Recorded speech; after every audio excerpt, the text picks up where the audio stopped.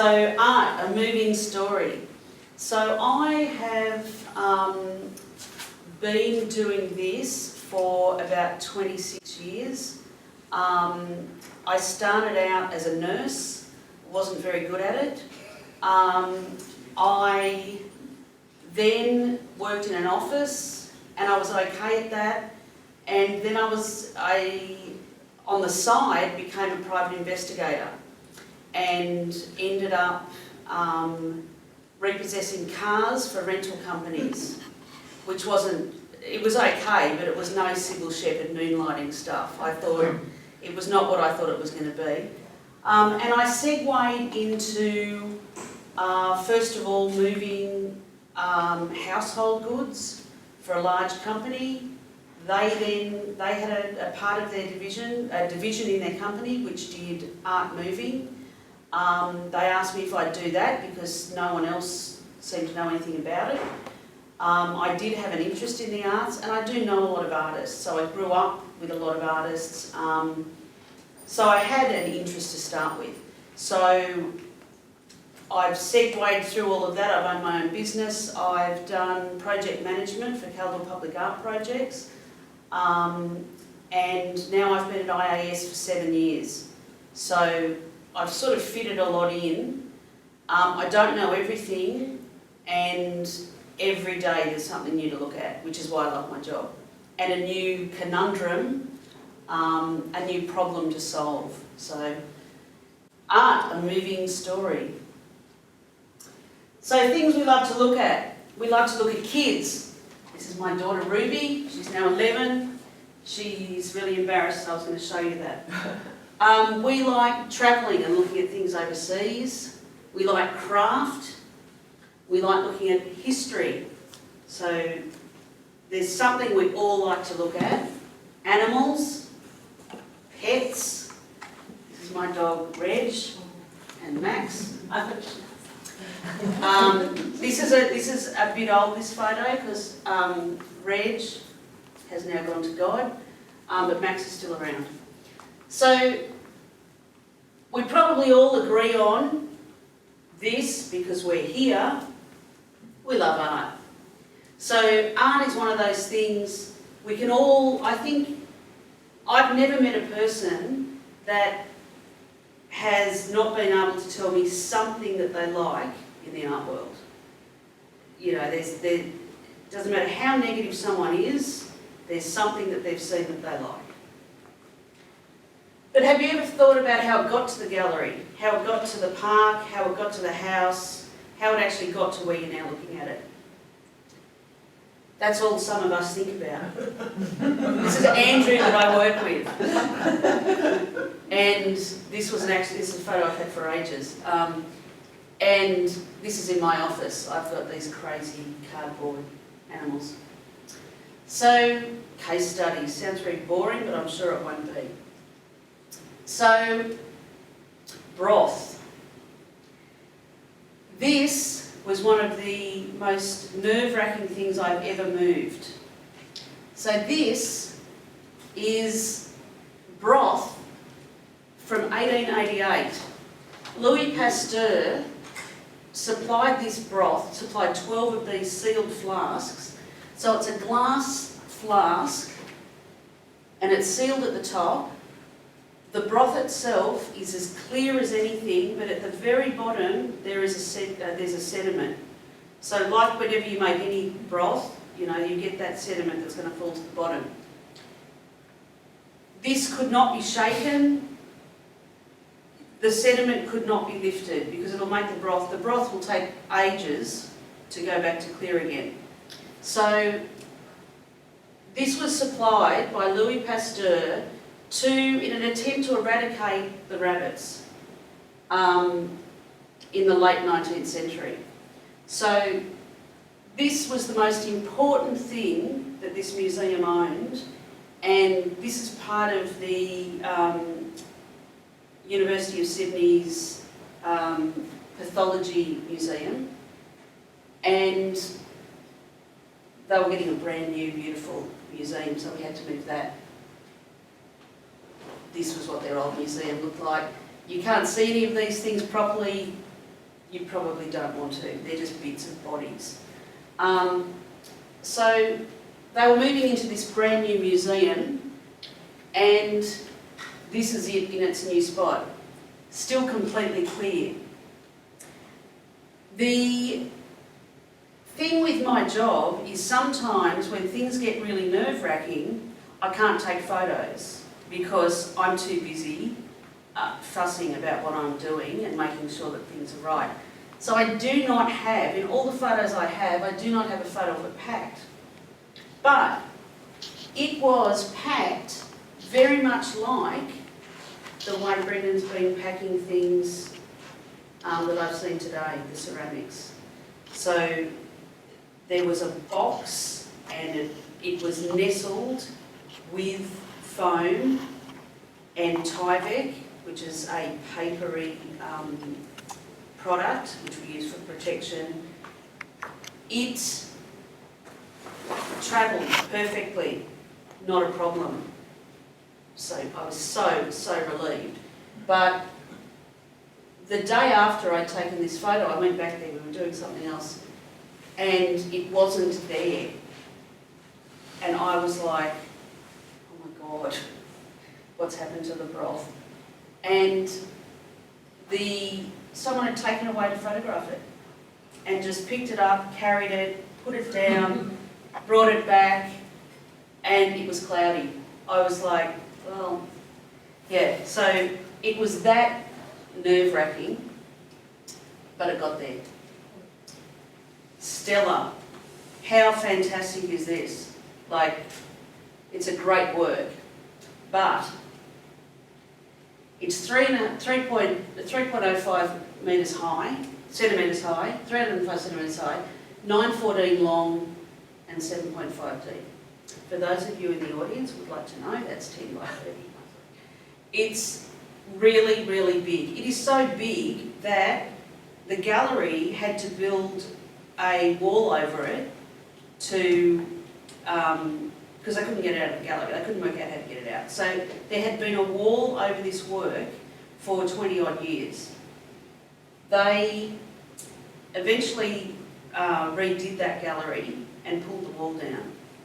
And that's when they went, oh, okay, so that's where that went. So is that like the good stuff pimp they just found behind the door over it? Exactly, it is exactly the same thing. And when I heard that story, I thought, Stella.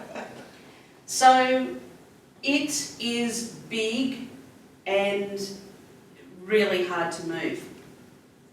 So this is a high cube 40-foot container. So it's higher than the usual 40-foot container.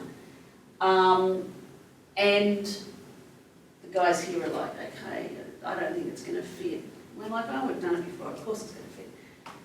So it is a huge exercise to move this. It is so big that we can't wrap it because it won't fit in the 40-foot high cube container if we do wrap it. So it's a job and a half. It's an this is a dock leveller, which makes life so much easier. It goes into the truck, and then we have to screw timbers into the truck so it doesn't slip, but it literally just fits. It's an absolute bastard of a thing to move. The last time we moved it, admittedly, there was a lot of gallery staff, which are often you need a lot more of those than people who lift things all the time. There were about 18 people on it. So it's a sizable move. And I just got a phone call the other day that it's moving again. Can you organise the 40-foot high cube container? Can you? And as a suggestion, just for interest, you might want to drive the 40-foot high container over a weigh bridge before you put it on, then after you put it on, to get an idea of how much it weighs. That's a really good idea, but in Sydney, to get out of the city for a weigh bridge, yeah. So, and because the other thing is, we have to do this when the conditions are correct, because of its size, we can't use a reefer container or a container which is air conditioned in any way or insulated. So if only this would work. How to distract an Egyptian god. That's my joke. I like it, it's very funny. Okay, so this is part of the collection of the Macleay Museum at Sydney University. They have a large Egyptian collection and we do a lot of work there for them. So this, we have to lift up we jack it up one piece of wood at a time. So we jack up one side, timber, jack up the other side, timber, because it is so heavy and we need to be able to get something underneath it to be able to get it out of there. There's a lot of, with what we do, there is a lot of standing around and looking at things and making sure everything is okay and double checking. So sometimes things take a lot longer than you would think they take. But we've done it many times before, so we're now used to it. So they're doing this piece by piece. Every time we add a timber, we have to screw that timber into the next timber because you're just creating a tower.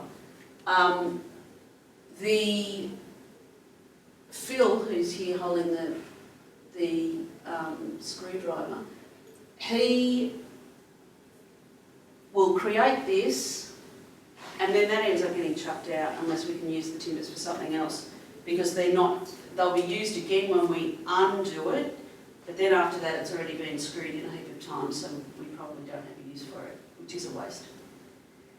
So if you see, what's this one? Here, there's a trolley underneath it. So we jack it up to the height that we can fit a trolley. Then we've wrapped that. We've wrapped it in Tyvek and lots of pads. We need to not wrap it too much because we need to be able to know where we're holding it. And as you're moving it, we're checking it the whole time. So this is a small crew for moving something like this, but we do have a couple of these guys do the work of 2 men. They're really strong, so that's always an advantage. So we push it through the building, onto the truck. This is where it's being delivered into. This floor is a painted cement floor, so that's fine for us to work on that. This floor, timber floor, the wheels tend to skid a little bit on the floor. It's so heavy, I don't know how it happens, but we've worked out that we just have to put timbers down anyway. So we put timbers down, take it to where it's going, and go through exactly the same process, undo it, and then come down with the timber again. This is my favourite, I think. Barge. Okay, so sometimes we can't get things out through the front door because sometimes people have houses which are ridiculously bad access and they like to buy big artworks to go in those houses. So this is your basic waterfront mansion. I'm sure everyone's house, mine certainly looks like this. So this house, these are the real estate photos. It was literally packed with artworks. A lot of them we were able to take out, these smaller works. Of course, all the small works were on the ground floor. So they were really easy to get out. They'd had building work done at the front of the house, the street side, after all of the works had been delivered in. So the access was just completely changed from when they bought the works. So this is where the house is. So, just the little view of the Harbour Bridge there. Are they little animal sculptures? Yeah, they are, and they left those there. They're bronzes, they were gorgeous, so they left them there. Didn't want those. So that's the scenario.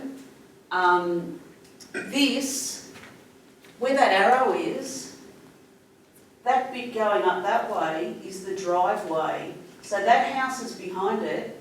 That's a new house being built. The road is on the other side of that brown roof structure. So, yeah, it's a great house. So, the first idea, we will build some travel frames and we will use a crane, a huge crane that we had to block off the road, permits and everything. We will lower it down the face, put the artwork in, and then we'll lift it back up again. We'll lift them back up again. I said, I think we should just try it with the empty travel frame just to make sure that that's going to work. The wind on the water, this travel frame was just, if I could have attached the video, I would have. It was just flying everywhere. So we went, no, I can't do that, I have to think of something else. So, the second idea. The works were, and there were only 5 works that couldn't fit out, but these are worth more than my house in Sydney. Like, I think one of these was nearly $2 million. There's 5 of them. So we wrapped it multiple times, then used foam. That's got shrink wrap as well as layers of bubble, and lots of men. So there's 2 pool cleaners in this pool. Sorry, just my husband noticed that. 2 pool cleaners. So we lowered, everything had to be lowered down to the ground level, where of course there were no paintings that we had to do this to. So we lowered them all down, piece by piece. We were so close to the pool, it was nerve-wracking. Then we put them onto this, the barge company has this, this frame that is fantastic. We can get lots of works on that. We've used this for lifting on cranes as well, and the barge company's happy to loan it to us for other jobs. The works get strapped to that. The crane on the barge lifted it over to here. We attached it all to here. This is the day before the house settles. So settlement for this house is the next morning at 10 a.m. So these works have to get out because the people who have just bought this house have said anything you leave there, we're keeping. So, as you would if you just bought that house, I suppose. So we're all ready to go. The barge is there. This barge has these big pile drivers. They actually go down into the seabed, so just to keep it stable. So yeah, we're all getting ready, then the wind picks up. Oh, we can't do it, it's too windy. I'm like, oh my God, okay, what are we going to do? He said, we'll come back in the morning when there's not as much wind, we'll come back at 5:30 in the morning. Okay, let's do that. 5:30 in the morning. It's raining. It was not only raining, it was windy, it was absolutely dreadful. The crew were all looking at me, the boys are all looking at me going, are we really going to do this? I'm like, well, we have to. Because the people that own these artworks they didn't care what happened, they wanted them out. So, and they'd left it to the last minute. So ordinarily we would do this a week before settlement for this sort of job. So they set up the crane. Some of the guys had to stand really close to the pool with the guide ropes. So we lifted it up. It did have to go, it was about 5 metres of sea that we had to lift over, and I was very anxious. So it got lifted onto the barge, we covered it up, fantastic, and then the sun came out. In the bus. So, then the sun came out. So if we'd waited and started it at 7:30, would have been fine, but usually the wind is the lowest around 5:30 in the morning.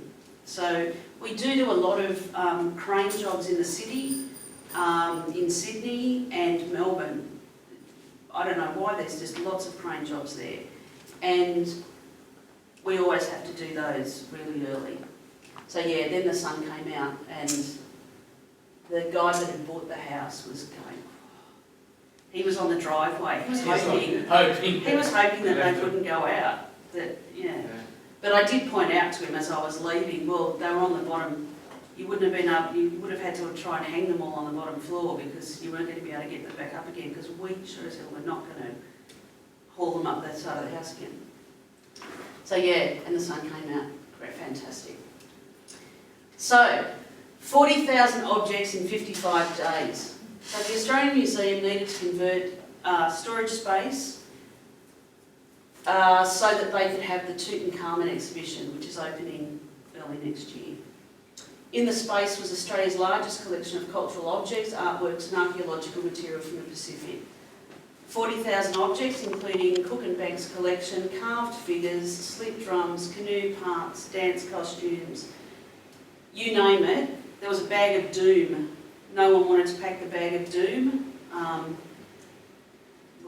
Yeah, I did. I packed the bag of doom because no one else wanted to touch it.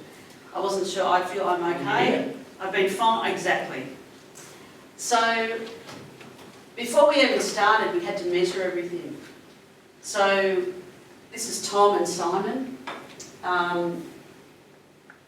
The measuring took us 2 weeks to get everything, an idea of everything that had to go into timber stillages, which are timber frames. You'll see a picture of those. That was everything for that part of the move had to be measured.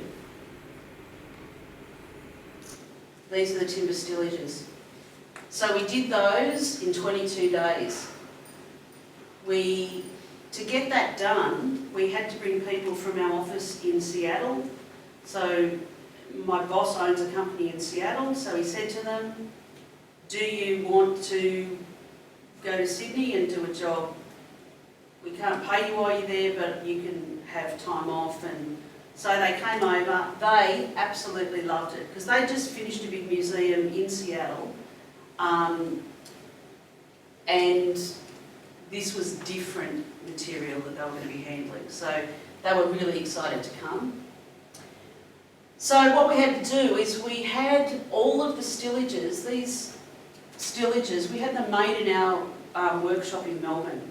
We didn't have any capacity in Sydney to make them. So we made them in Melbourne, and then we set up this on-site store, on-site workshop in the Australian Museum. They have an old schoolhouse there, and we were lucky enough to be able to use that site. The ground and everything, the floor, we had to put gator board down because it's a historic building. So we had to protect everything, and we just made up these stations, these packing stations, and everyone absolutely loved working there. This was we had 3 teams. This is the first team, and we took the photo for the first team. After that, I don't think we ever took any photos of the team because we were just all too busy. Like we got a lot of pub photos, I think, on Friday afternoons. So that was our first team.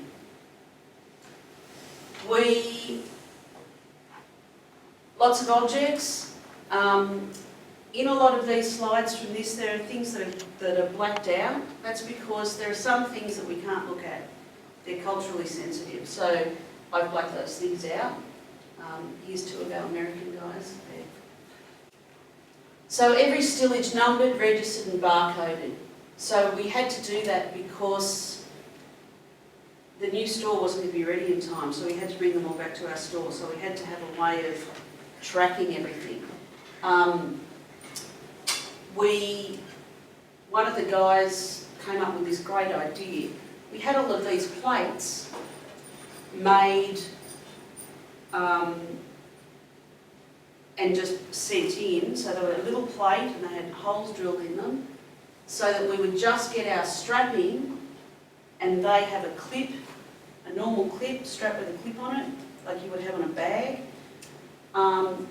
We screw that in there, screw the other side in, and then it just gets secured, tightened and clipped. So it made a lot of those things a lot faster to do.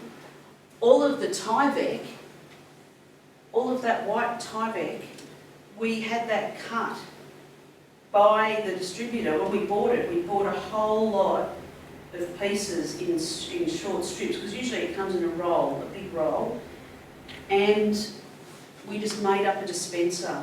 It was like a toilet paper dispenser, and that sat there on the bench, and they were easy. It was easy just to pull it out, cut it. You didn't have to muck around with what size you were cutting it all to, because it was already small enough to use.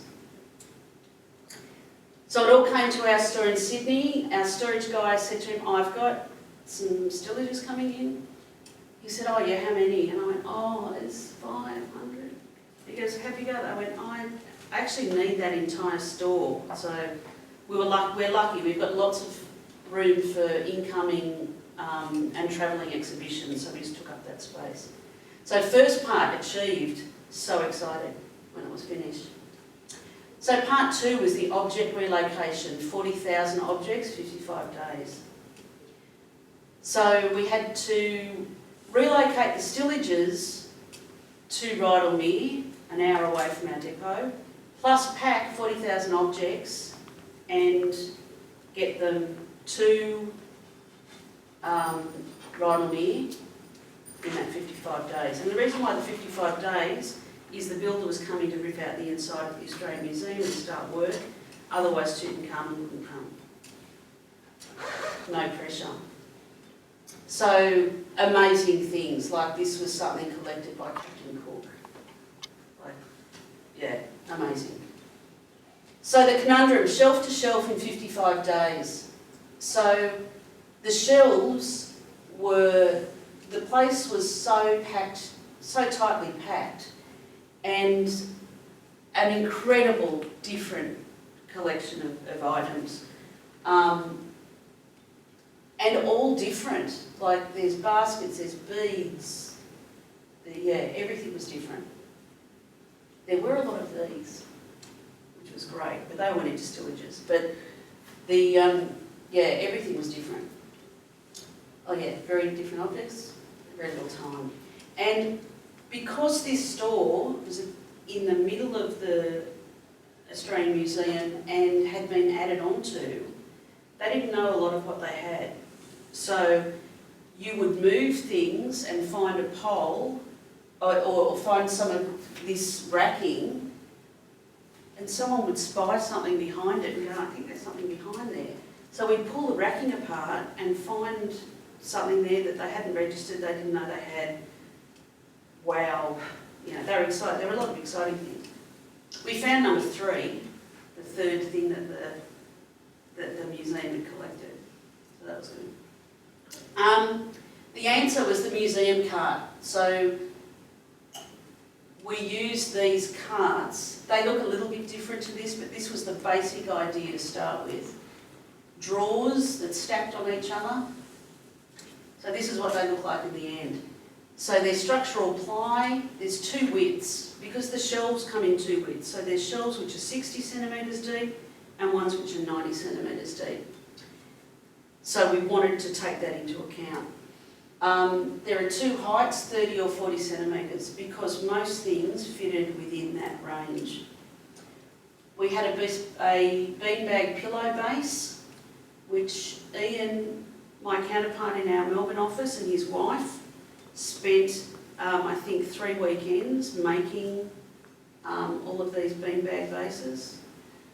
And standard pillows as space fillers, doona tops. So we bought Kmart, we buy lots of things from Kmart, and their purchasing people must get so excited that there's been a run on queen-sized doonas.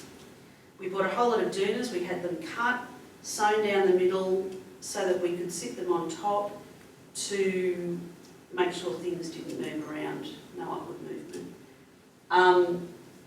And pillows. We bought a whole lot of pillowcases from Kmart. And I would have people buying pillowcases. I told them what I needed from all different Kmarts all over New South Wales, Victoria and Canberra. And we would fill those and sew them at the top so that we would make everything we needed. And then apply lid for the top of each stack.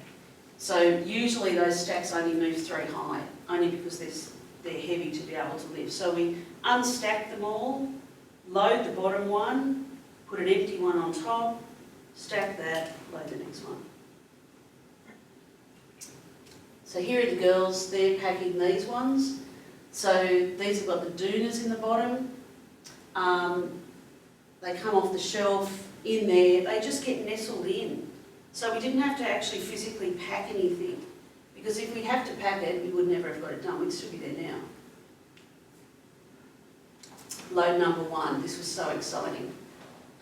Huge lift at the Australian Museum, slightly bigger than your one here.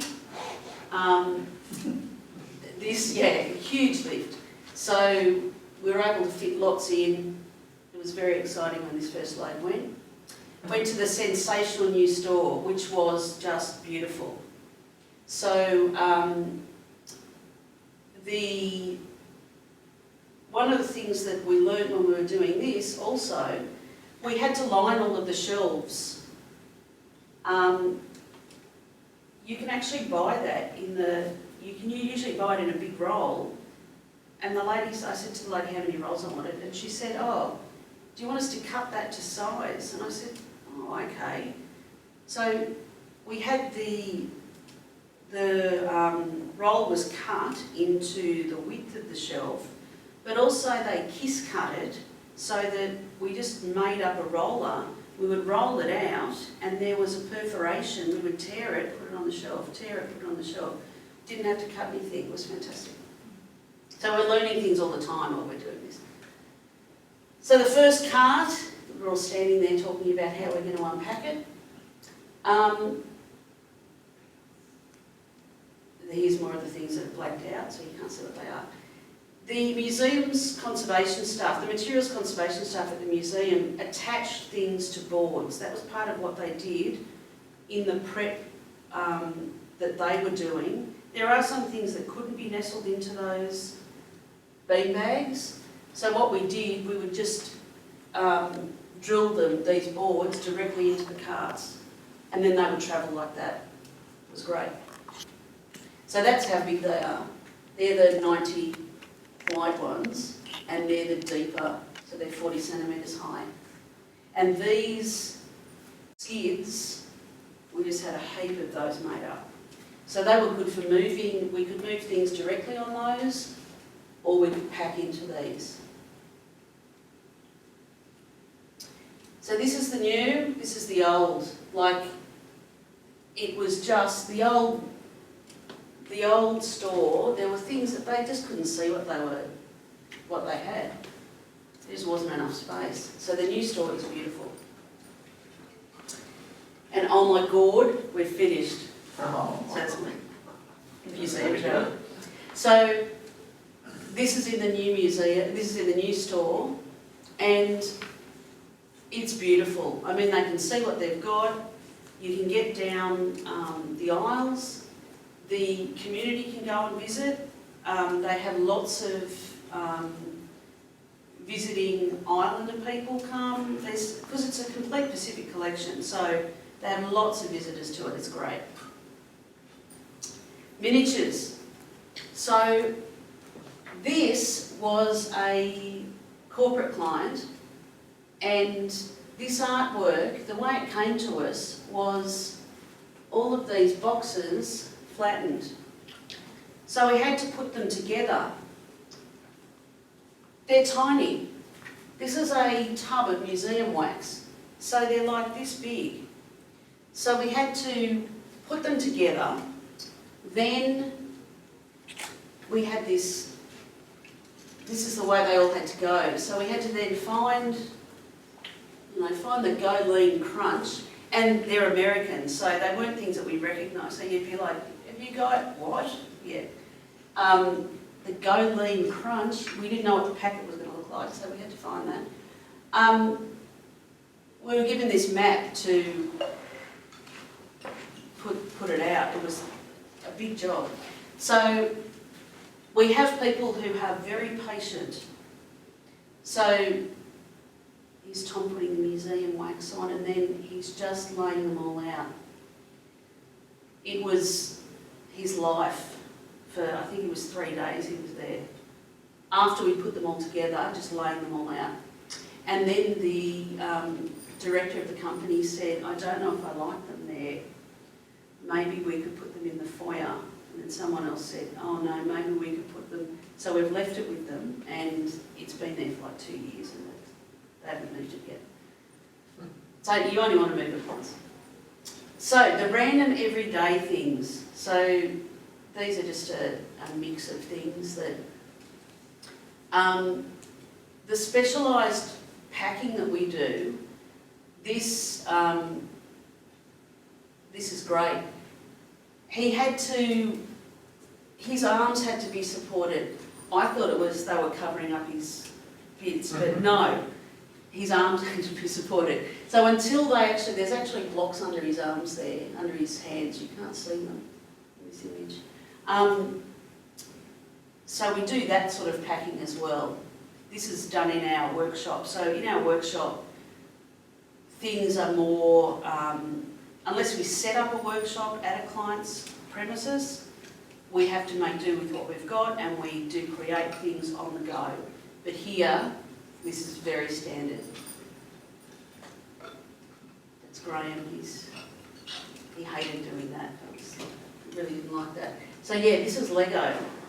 So we do a lot of Lego packs, and we do the packing for the Lego Man in Melbourne. And that can be quite nerve-wracking, because some of those towers are huge. We make up things like this. This is just made out of drywall cardboard. It's a stand for the glue gun. So the boys will be doing something, and someone goes, oh, I need something to put the glue gun on. Hang on a second, and someone will make something. And that's what we end up with. It's great. Models, quite an elaborate pack for some models going overseas. We don't tend to do as many model packs as we used to, because people are tending to do models with 3D printers now, and they're a more solid product, so they don't really need as much handling. So what's next? So this is the next move that I'm working on, and it is an extensive archaeological collection, and we will be using those museum carts. We will have to build some things for it, but it's so much easier for me now having those museum carts and being able to go in here and go, okay, I'm going to fit, those two will go in one cart, 2 carts, 3. It's so much easier than before, when I used to have to work out how many boxes I was going to need. Because, yeah, that was such a waste of cardboard, but also time, and time is money.